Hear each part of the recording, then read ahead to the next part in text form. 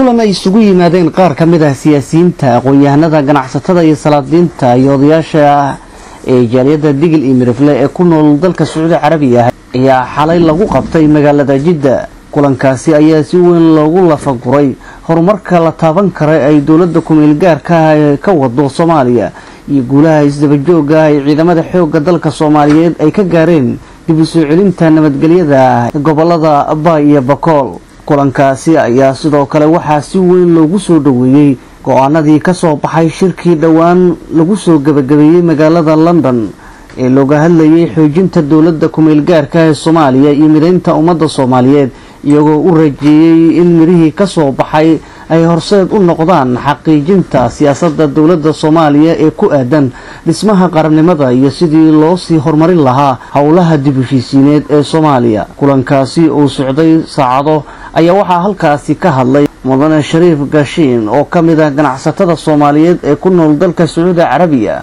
waxaana hadaladiisi ka mid ahaa may aan hambalyeeyaan lamadii jaanib isbedelkii ku soo gaan goboladii Bay iyo Bakool oo dhiig badan ka deedana yeeda horta insha Allah ilaahay ka mahdiyaan siin ka mahadnagaan tan lamaad dadka hatakooy oo dadkii goboladaas indhaladii hay may siin ku fadaan horumarkii oo gobolada kala reedku ku marnay inay goboladan hadiir sidaan yaasiin ku fadaan inay isan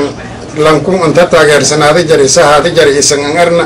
oo insha Allah dadka wanaagan ku weertaan yani siinka dhiirigeliyaan. sidoo kale mudane Xasan Macalin Xasan Damaam oo ka tirsan siyaasiyiinta Digil iyo Mirifle oo shirkaasi hadal gaaban ka jeediyay ayaa isagana waxa uu yiri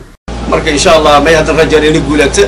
ciidamadu walaajo aan yahay garabkaan galay ciidamada xoogga dalka Soomaaliya ciidamada dawladda Itoobiya driskan ee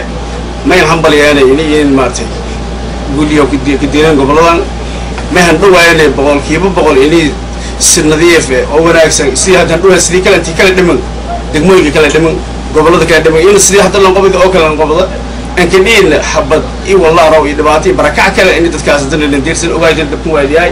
marka shirad badan la qabado laakiin kan ma maleeyay kii horba kan walka duwanya ma maleeyana maadaama dawlad quwadda caalamka ku weyn kamid ah shirkaas qabatay in dhibaato badan ka aragtay in Soomaaliya shay dhibaato badan ilaha ka dirtay hadii in shirkaasi in guulaysto badanta yani taas kulay bay kulay taageersanay. intaasi kadibna Suldaan Idris Aadan Cali oo ka tirsan salaadiinta Digil iyo Mirifle iyo qaar kale oo kamid ah xubnihii ka soo qayb galay kulankaasi ayaa guud ahaan isku aragti ka ahaayeen sida loogu baahan yahay sidii dawladda ku meel gaarka gacan weyn loogu siin lahaa isbedelka dhan waliba leh ay ugu tala gashay inay ku ballaariso guud ahaan degmooyinka iyo gobolada Soomaaliya. ciidamada xoogga dalka Soomaaliyeed oo beledka oo Baydhabo gobolka Baydhabo oo Digil iyo Mirifle in ay si sharaf leh si nidaam ciido dhiig ka deedin ay ku qabsadeen oo aan hadda ka hayaan Bay iyo Bakool oo ka haysadaan محمبلي يبغادين يا إندرة تاس حمبلي يقدوما. دي إلهي رالك النقطة والدواتة أكرم ودنا تروي بواها تهنيد واي. هو نحن دك نذير السعودية العربية جاريد السعودية العربية. سلامتين. ثاني شيء إسبدلكم أنا عندك أو حدك كوي أو لي يعني إسبدل كاسي إذا معنا شكريان أنك ماديان. بيدوان مرلوه كتبه. كتوجه معنا قبل كبايس لي هرمر لك الدرس فدي دسي هرمر لك سوب لاي سكولس لك دسلاي يعني جامعة لك دسلاي جيسي لك سوب لاي أنت لك فكر ما محمد يعني ولا أنت ما أنت الصومالي نوم وقصيت كارهان قبل ذا في ذلك الدين يو تيدي كرنك تيدي كرن ورسول النين سور جلي اسمعنا وكان وقاضو هو صوت كان رأيان في ديب الرسول محد قارين إليان وسي شغال ديس رسول ما حسيت تيتي كلا دولة أبابل فيها صوبة أو جولاداس يشعب. باي إنكم ما هدي أنا كم بري أنا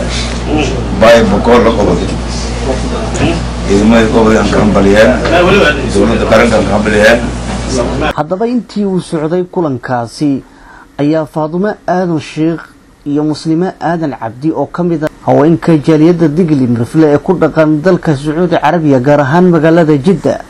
ayaa waxay kulanka kaga qayb qaadanayeen iyaguna khadka telefoonka.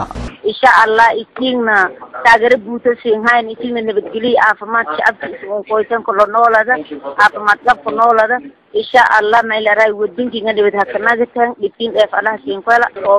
Soomaaliya nagatay Soomaaliya toosay nagatay ku sugaana ladana ha huroowan oo shabaab lagu furay sidii lambaye lagu furay Ilaahay ku tuugan waan ku sugaan anoon insha Allah markaan siin hadal doon haleen hada mabruuk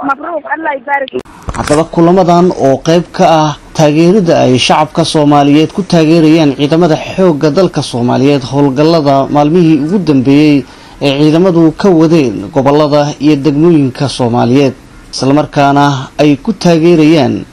go'aanadii ka soo baxay shirkii London.